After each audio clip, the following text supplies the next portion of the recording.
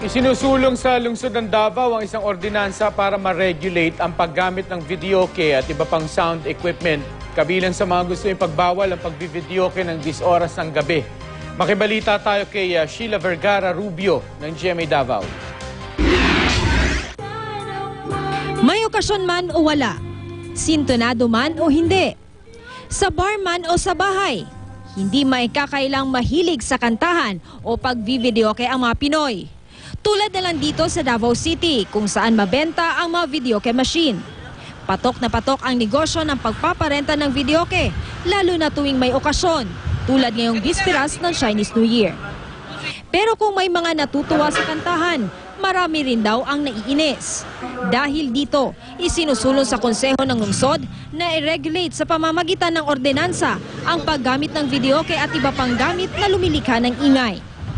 Tulad ng car at motorcycle stereo, component system, sound amplifier, megaphone, pati na welding machine at iba pang construction equipment. Hindi raw pwedeng nakabubulabog o sobrang ingay ang paggamit sa mga ito. Gusto ring ipagbawal ang pagpaparenta ng mga ito sa mga residential area. Hanggang alas 9 ng gabi lang din daw dapat gumamit ng videoke at ibang sound equipment. Pero pwede namang mag-extend kung may okasyon tulad ng piyesta at birthday. Basta kumuha muna ng permit sa barangay at maabisuhan ang mga kapitbahay.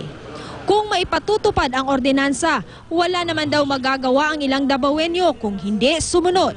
Tulad na lang ni Rudy na napakahilig pa naman daw kumanta.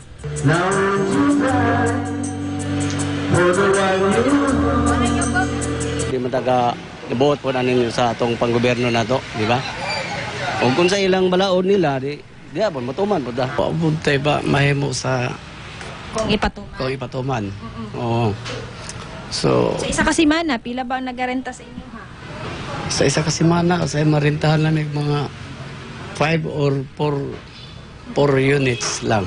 Sa ilalim ng panukala, pagmultahin ng hanggang 2,000 piso at hanggang 1 buwang pagkakabilanggo ang sinumang lalabag.